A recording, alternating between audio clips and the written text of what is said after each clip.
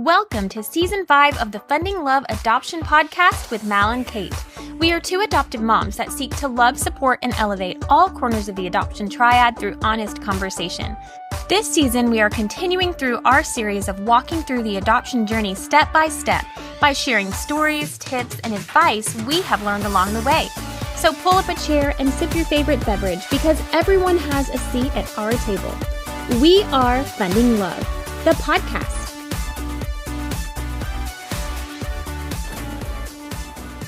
Welcome back to the Funding Love Adoption Podcast with Mel and Kate. This is episode 4.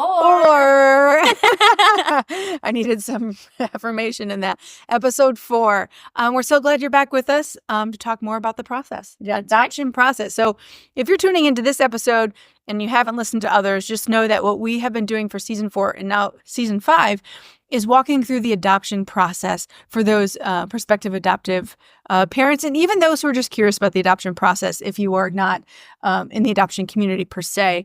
This episode we're going to be talking about what to expect in the hospital. Last episode we talked about how to prepare your family and your home for the arrival of babies. So we're going to talk about what it's like to be in the hospital as the perspective of adoptive parents when there's so many dynamics at play there with expectant mother and her whole family and the agency and how you kind of handle and manage all of what that day is when the baby arrives. Yes. So I'm going to admit that I did not have a hospital experience. We brought home our son when he was 2 months old. So we didn't have an experience in the hospital. Yeah. But I know Caitlin has had hospital experiences. Yeah. And from hearing so many other stories Right. from both adoptive parents and birth parents, I think there are some general themes that we can kind of talk about. Yeah, just kind of the morality and the ethics behind that day as well. So first off, what I would like to say to anybody who maybe is in the waiting, anybody in this process, is that it's important to manage your expectations for what that day's going to be or what you think that day should be or what you envision that day being, because that day is not about you or about you as the prospective adoptive family. It really is not. So in your mind, you can conjure up this beautiful picture of the baby's coming into the world and you hold the baby, you have the skin to skin, you have those first moments. And that likely will not be the case, because what's very important to know is that expectant mom, when she has the baby, I guess birth mom after she signs, but expectant mom is in charge the whole day. She is mama. She is mama to that baby and you are not. So if that's the way the journey goes, you will be, but you are not yet in that moment. So whatever she wants that day goes and should be received respectfully. Yes. It should be received with understanding and knowing that if these are her moments with her child, if these are the 2-3 days that she gets, some mamas want to soak all of that in. And even though you were talking about this with me, even though sometimes if you match with a expectant mom at 3, 4, 5 months in her pregnancy, so you've been matched with her for quite a long time, and she may have said, or even really in her heart truly said, I want you in the room with me. I want you to be there to deliver the baby with me. And then she gets to the hospital and says, never mind. I want to have that time for me. I want my mom to be with me. I want my friend to be with me, whatever it is. I want to be alone. I want to be alone. Yeah, that doesn't mean that your plan, the whole adoption plan is squashed. I think that just means that it's real. It's gotten real for her, and she's changed her mind about some of those things, and that is totally okay. Every right to do that. Yeah, and that it really is not your right to be there yet. So although that might inside hurt, and it's okay to recognize ooh, that does hurt, just know that that is kind of what you sign up for with adoption, and to be honest with you. Don't take it personal. Yeah, don't take it personal. It's probably most likely not about you. It's about, more than like you said, this situation becoming very real to her of this is my baby. Yeah. I'm about to lay eyes on my baby and hold my baby. Yeah. And it might be something that she thought she wanted to share right off the bat, and now she's seeing it as more of an intimate moment. Just the whole day, just hold with an open hand, regardless Correct. of what you've been promised, of what you've been suggested or told. Hold it with an open hand. Correct. But I do think also go in fully supporting her. I know we talked about this when we talked about in season 4, choosing an ethical adoption agency. Yeah. So just remember to keep those things in mind of supporting her. And sometimes that means pulling back. It's not your job to necessarily comfort her. Hopefully she has someone from the agency there that's talking her through things. Just really keeping in perspective your role and holding that with an open hand. Yeah. So, I mean, from my experience in the hospital too, like you aren't always promised a room because and some agencies may say, yeah, you'll get a room too, and you'll be sorry. But it really kind of depends on hospital capacity. It depends on if mama wants you there. Yeah, it depends if mama wants you there. Sometimes she'll say, I don't want them in the hospital until 48 hours or until I'm ready, until I've bonded, or until I've had that time, whatever it is. She may not even want you there. And once again, that's not anything against you. She chose you and your family for a reason, so that's her plan. But it is, there's so many things that like, oh yeah, we're going to get a room and we're going to sleep in the hospital. We're going to be tutored down for her. That may be the case. And I hope so. That was the case for us in 2 of the stories. And so it could be, but it may not be because we were told the same thing from ours. Like you could get a room, but you might not get a room. Everything's kind of like this until the day of, it is. And I think it's, okay that every story is different. Yeah. And I don't think this is necessarily unique to adoption either. I mean, any woman that has gone through pregnancy and delivery, you can prepare as much as possible. You can take all the classes, you can pack all the bags, you can have it set in your mind what's going to happen, and then it goes the complete opposite way. So just because you're walking through an adoption process and you're not the one delivering a baby doesn't mean it's going to be cut and dry or exactly as it was planned. So I think it's important to hold that. And I do think for families who are watching this or listening to this podcast, like maybe a grandma or an aunt of a prospective adoptive family, I do remember telling some people in our lives, I don't remember if it was family or friends, but people in our lives of saying like, this is how the process might go in the hospital. And some of them got a little possessive or protective of us saying, well, that's ridiculous. You're going to be the mom. She should let you hold her. She should let you be in the room. So those sort of things of saying like, I don't understand.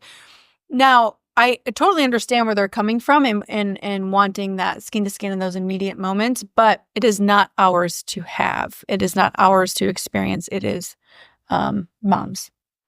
So I think for those aunts, uncles, family members of adoptive family, just to know to give the adoptive family some room to kind of process that too, because making those comments may not necessarily be helpful because they're already thinking those and also trying to be supportive of expectant mama's decision. So I guess just be aware. Yeah. Be aware of that. And to maybe those comments might be had good intention behind them because you want to support the adoptive family. But gosh, we can't say it enough. Expectant mama is in charge that day. Yes. And whatever she wishes should be. Another thing that I would keep in mind, yes, as an adoptive mom, and again, I haven't watched through this, but through stories that I've heard, is kind of coming with your education cap on and being aware that not all hospital staff is trained in adoption. In fact, probably most of them aren't. Preach that. So being able to kind of prepare to have to do a little bit of education. I know you hate to say that when you're not even through the adoption process, but being able to stand up for you and expectant mama in language like that. If you are noticing that a nurse is being really short and asking inappropriate questions, making comments that are not necessarily needed. Yeah, we experienced that in our story too. I'm glad you said that. Yeah. So can you think of specific adoption language that you would kind of come in your tool belt to kind of help hospital staff that don't necessarily understand fully what's going on? Gosh, it seems so crazy to me though. I mean, we experienced it firsthand when we were in an adoption plan that expectant mom chose to parent. And so, but we were in the hospital with her for most of that time. And I remember we shared this story. I don't know, when was this? Like last year. It's been a long time since I shared the story. So it's somewhere in the archives, but we had an experience where we were in an adoption plan and then she chose to parent. And while I was in the hospital with her after she had the baby, I was appalled at the way that they were talking to her and the way that they just didn't do anything to support her. And I felt like I shouldn't be the one advocating. There needs to be somebody here for her advocating, asking these questions, because it felt very icky for me to be the one leading the adoption conversation with her. And they would just, I guess it's just knowing your place as, for me, I guess it was understanding. And thankfully I had been through the adoption process before, but knowing my place and what shouldn't be my place, because it felt very uncomfortable when I was in the room and they came up to her and said, hey, fill out this birth certificate form. And she's just like, right now? She's like, I don't even know. Like, she hadn't even made her decision yet. And they're asking her to fill out the name.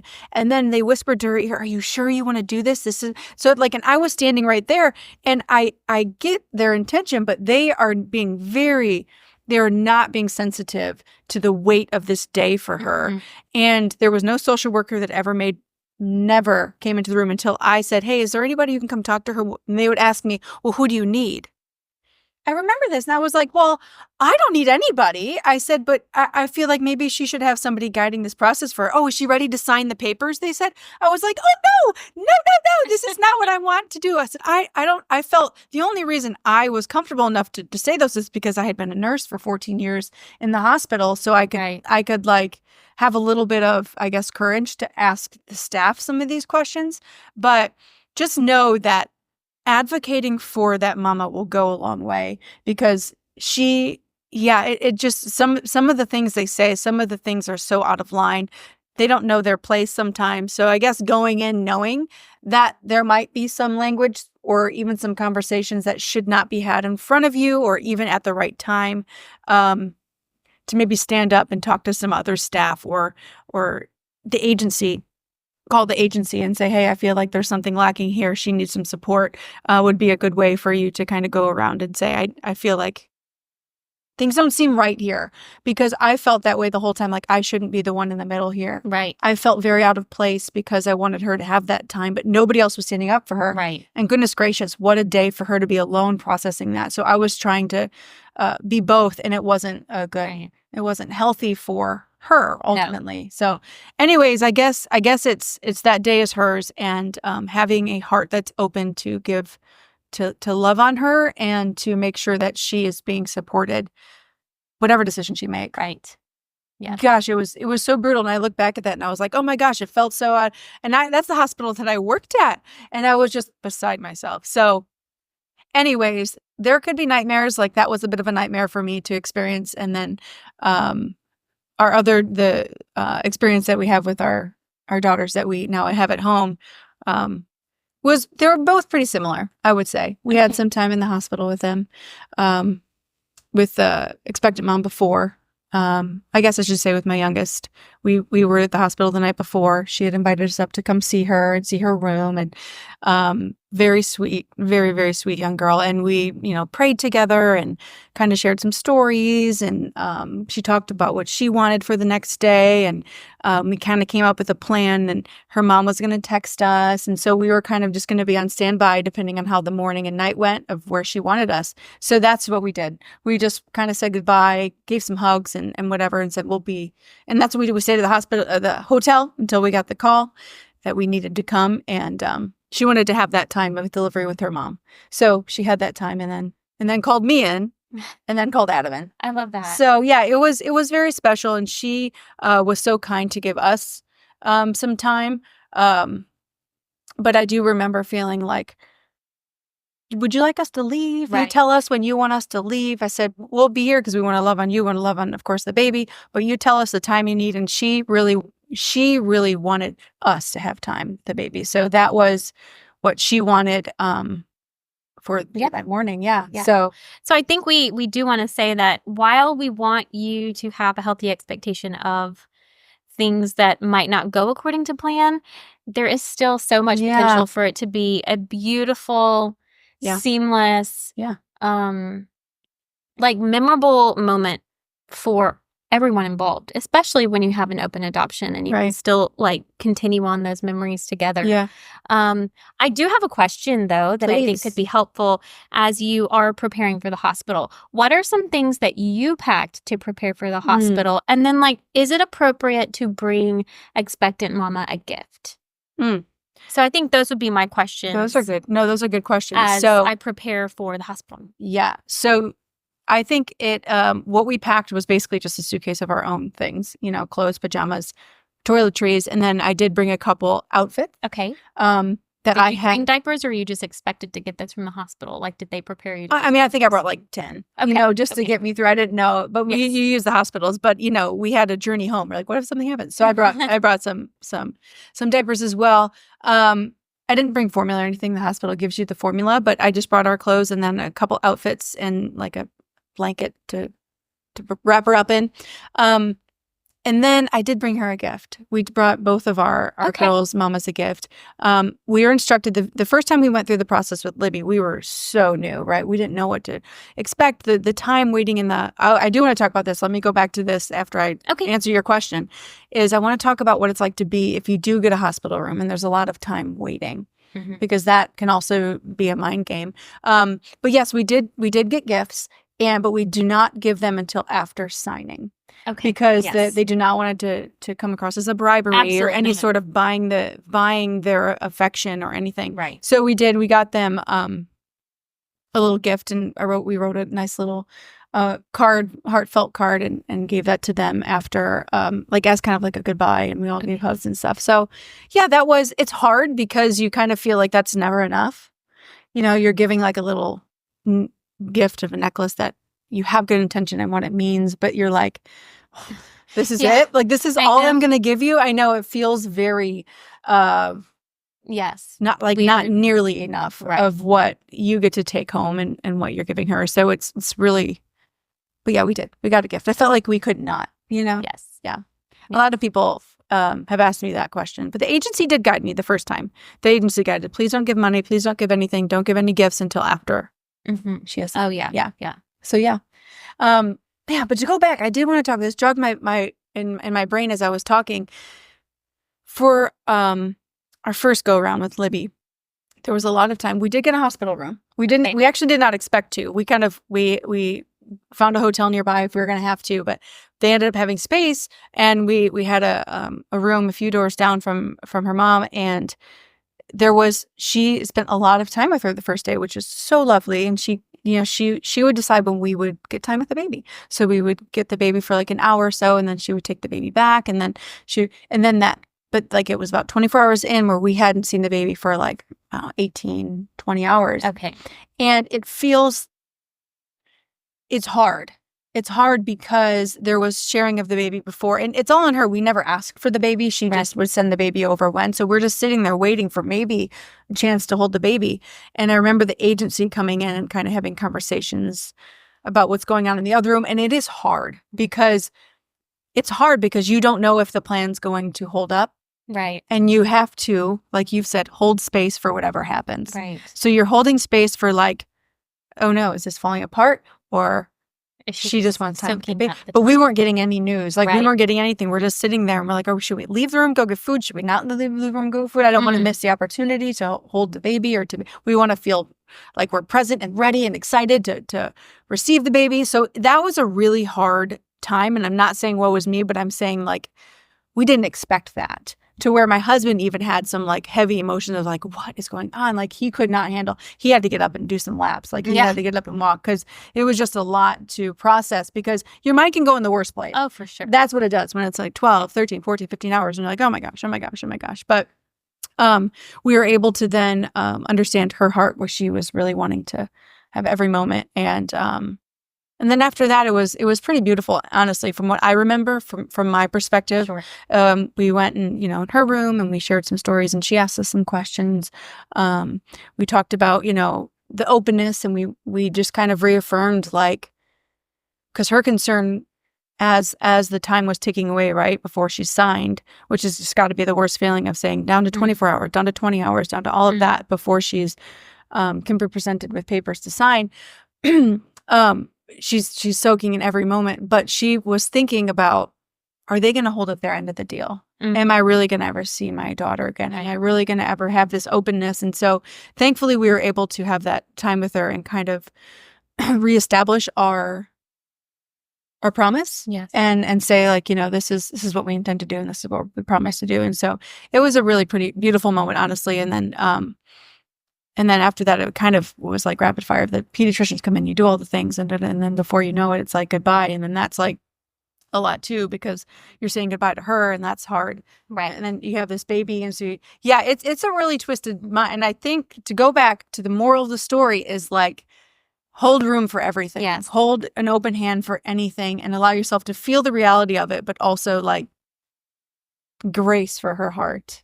So I have like one or two more questions. Yeah, please. Of like technicality things of a hospital, having delivered 3 babies in a hospital before.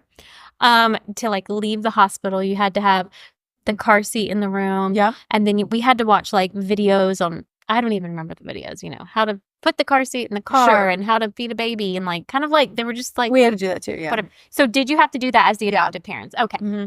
So we had to have the car seat. We had proof of car seat. We had to strap the baby in before we left, and they had to make sure we strap the baby in. And did you have to like watch videos or do the protocol to Yeah, there was like, I would say it's probably gotten a little bit more lenient in the years, because it's like they send you a link, you go to the link, and then you get a check mark. You know what I mean? Like if you follow through the link. So it was we didn't actually have to go to a class. No, I didn't either. It wasn't like watching videos. Yeah, it was like a little video. So, but you had to do that even as the adoptive parents that didn't deliver the baby. You still had to do that to take the baby home. Yeah. There you go. Yeah. Because I would not have known. We had to do all of that stuff because we were the ones taking the child home. So yeah, we had to do all that. And baby had to, pass all the tests from the pediatrician, do all of those things. The hearing. And Yep. Yes. Yeah.